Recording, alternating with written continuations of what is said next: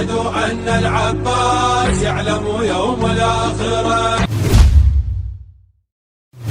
قال الله عز وجل في كتابه العزيز: يسألونك عن الساعة أيان مرساها قل إنما علمها عند ربي لا يجليها لوقتها إلا هو. يعني حتى النبي محمد عليه الصلاة والسلام الذي هو خاتم الأنبياء وأعظم مخلوق على وجه هذه الأرض لا يعلم متى الساعة. الشيعة لا يقرؤون القرآن إلا من رحم ربي، فشيء طبيعي أن تصدر منهم هذه الأقوال، فهم بعيدون كل البعد عن دين الإسلام وعن القرآن الكريم. وكما ذكر الله عز وجل في كتابه: لا أحد في هذا الكون، لا أحد إطلاقا يعلم متى الساعة إلا الله عز وجل.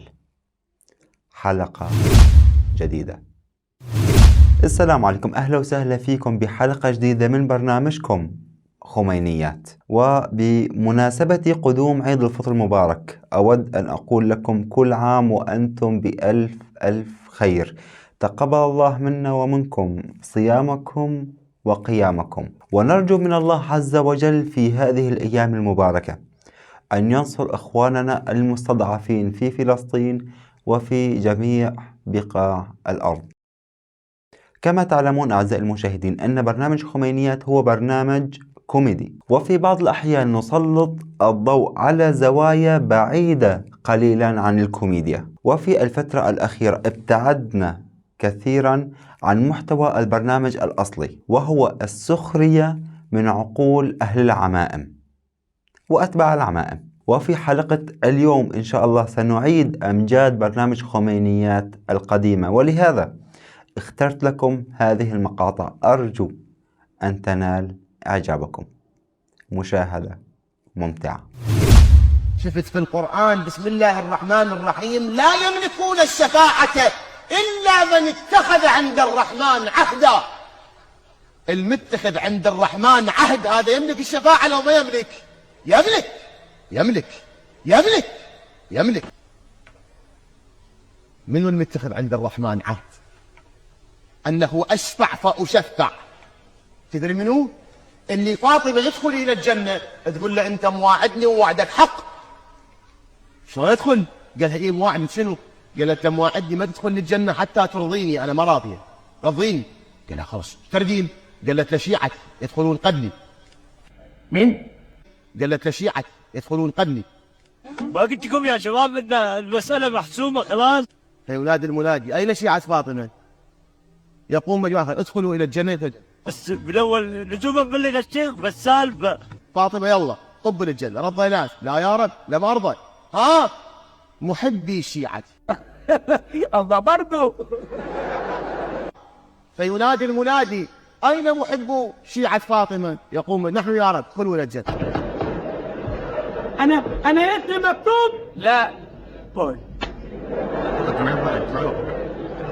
يلا فاطمة طب للجنة. لا يا رب بعدني ما راضي. ايه يا شيخ؟ ايه يا شيخ؟ ايه بقى يا شيخ؟ ها شو ايش تردين؟ قالت له: إلهي لا أدخل الجنة حتى يدخل الجنة من سقى الماء على محبتي ومن أطعم الطعام على محبتي.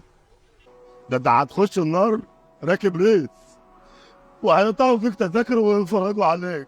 الجنة طبعا. ها فاطمة قالت: رضيت يا رب، هذا العهد اللي بيني وبينك، إلا من اتخذ عند الرحمن شنو؟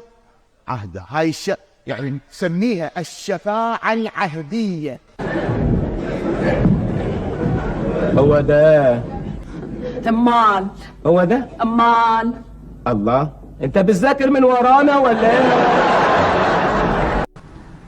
الحساب في عالم البرزخ لمولانا سيد الشهداء. إن الذي كلام الإمام الصادق عليه الصلاة والسلام: إن الذي يلي حساب الناس يتولى. هناك أعوان بكثرة لسيد الشهداء عليه الصلاة والسلام من الملائكة، لعلهم من غير الملائكة أيضا في الحساب، ولكن المسؤول المتولي إن الذي يلي حساب الناس قبل يوم القيامة الحسين بن علي. ما ده حاجة عجيبة، يعني لازم تجيبوا الكلام لنفسيكوا يعني.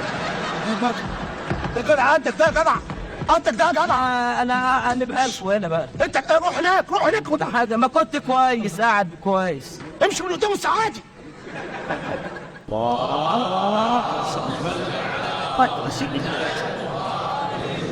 هذا قبل يوم القيامة، يعني في البرزخ. والحساب في القيامة لأمير المؤمنين. كيف انت يعني عاوز تبوظ شرع ربنا وتضرب شرع ربنا يا ويل؟ شرع ربنا تبوظ شرع ربنا انت عشان ما ياخدوش حقهم.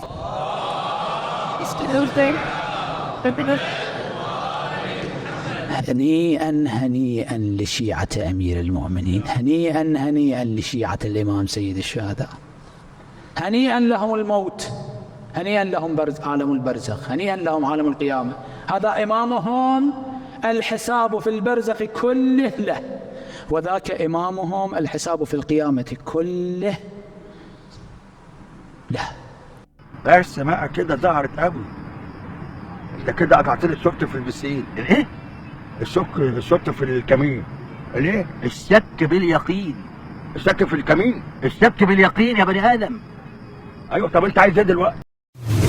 بعيدا عن الكوميديا قليلا، أهل العمائم ينطبق عليهم قول الله عز وجل: وما يؤمن أكثرهم بالله إلا وهم مشركون. نلاحظ جيدا أعزائي المشاهدين هذه الآية الكريمة من سورة يوسف منطبقة عليهم تمام الانطباق. يقول الكليني في أصول الكافي: إن الدنيا والآخرة للإمام، يضعها حيث يشاء ويدفعها إلى من يشاء، جائز من الله. وكما تعودنا دائما كلام أهل العمائم يخالف تماما كلام رب العباد. قال الله عز وجل: لله ملك السماوات والأرض.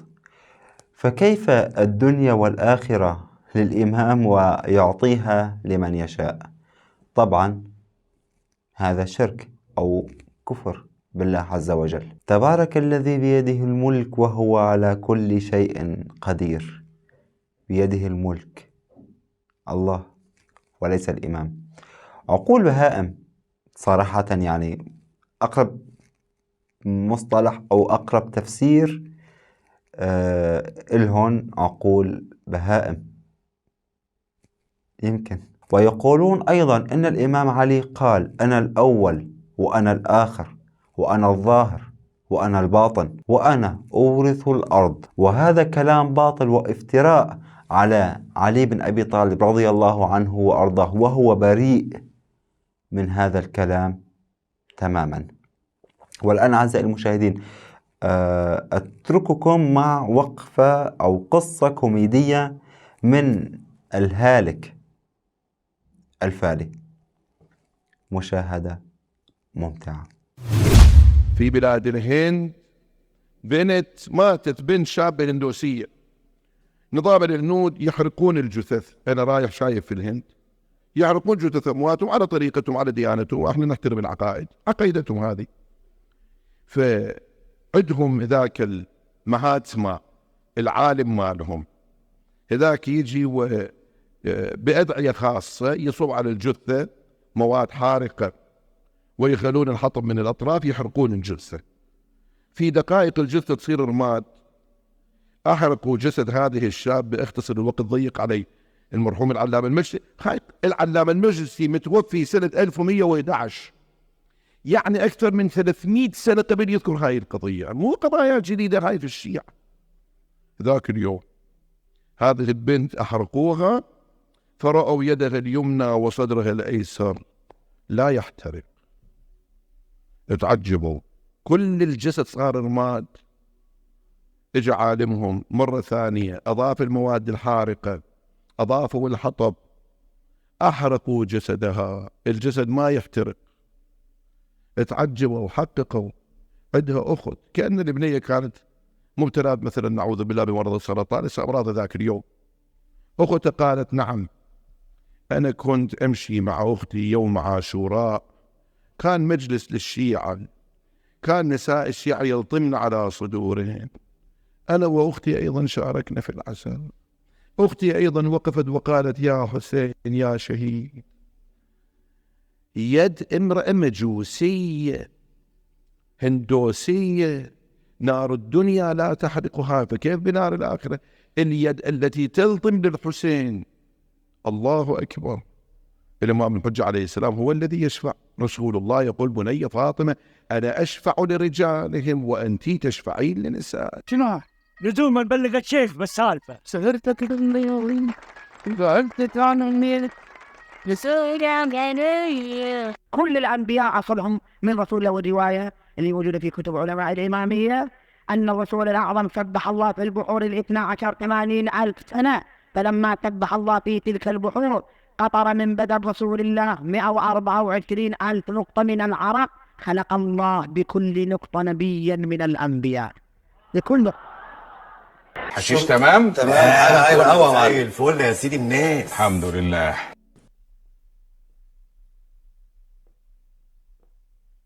انتوا جبتوا لي جميع الامراض اللي عرفها العلم وما عرفهاش العلم، وجبتوا لي جميع الافكار المحبطة